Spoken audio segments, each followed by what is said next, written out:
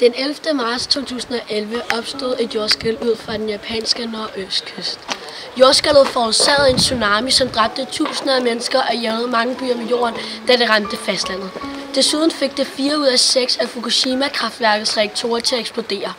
Men hvordan opstår sådan en superkatastrofe, og hvordan har det påvirket mennesker i dag?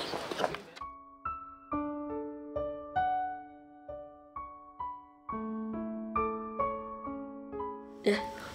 Victor, hvor befandt du dig, da jordskælvet ramte? Jeg var på vej hjem fra arbejde. Jeg havde tænkt mig at købe noget sen frokost. Da jeg kom ind i sushi-baren, jeg tror jeg har været der i 5 minutter, begynder alt at ryste. Folk skriger og råber. Går i panik.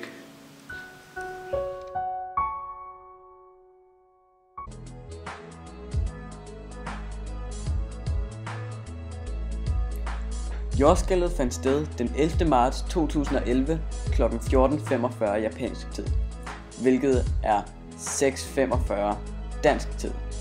Jordskælvet varede ca. 5 minutter.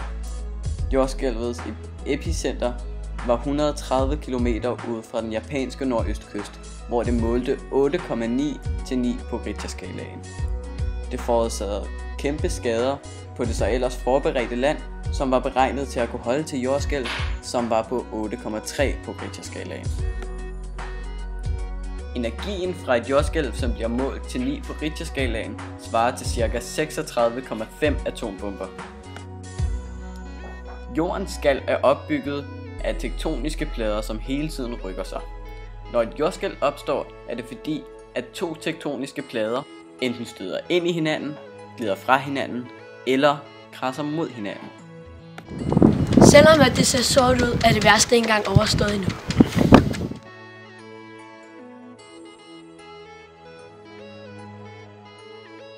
De fleste tsunamier udløses af jordskælv ude på havet. Når havbunden rystes af et skælv, sættes hele vandmassen ovenover i bevægelse. Det kan i nogle tilfælde føre til en tsunami. En tsunami adskiller sig fra de bølger, vinden skaber ved at være en svingning i hele vandsøjlen. En tsunami kan også dannes ved et meteornedslag eller hvis en bjergside skrider ned i havet. På åbent hav bemærker man dårligt nok en tsunami. Bølgen er sjældent mere end en halv meter høj, og den bevæger sig med ca. 700 km i timen. Omkring det samme fart som en passagerfly. Tsunamier taber næsten ikke fart undervejs, og netop på grund af den høje fart indeholder de masser af energi, som udløses på lavt vand. Her kan flodbølgen rejse sig til en lodret mur af vand på 12 meters højde, og nogle gange mere. Hvordan var det at se alle dine ting og byen blive jævnet med jorden? Det var forfærdeligt. Det var ikke kun mig, der måtte støde nede. Det var hele byen. Men vi måtte redde os selv.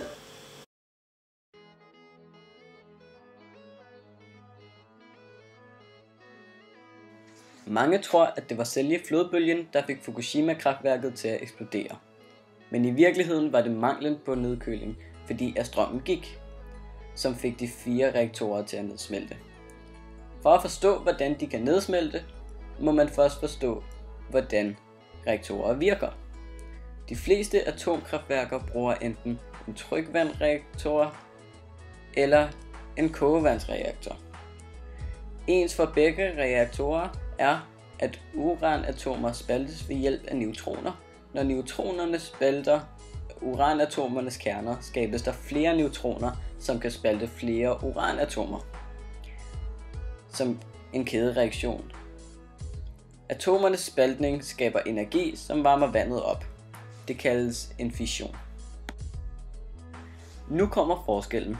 For i trykvandsreaktorer varmer man vandet op til omkring 320 grader. Det høje tryk, som bliver skabt, reguleres med en trykbeholder, som også sørger for, at vandet ikke koger.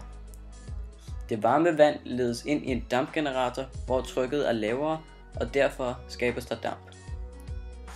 Dampen ledes ind i turbinen, hvor at trykket fra dampen får turbineskålene til at rotere. De hænger sammen med en generator, som skaber strøm. Dampen bliver nedkølet ved hjælp af havvand og kan dernæst bruges igen. I en kogevandsreaktor varmer man vandet op, så det damper. Derefter går dampen direkte ind i turbinen og så samme tur som i trykvandsreaktoren. I Fukushima, da strømmen gik, kunne man ikke længere styre temperaturen i reaktorerne. Og derfor forekom der et kæmpe tryk, som fik dem til at eksplodere. Fukushima havde dog allerede lukket reaktor 5 og 6. I dag bliver de brugt til undersøgelser. Hvordan har du det så i dag? Jeg har det bedre, men den oplevelse skræmmer mig stadig. Men jeg er rykket videre, og nu bor jeg i Danmark.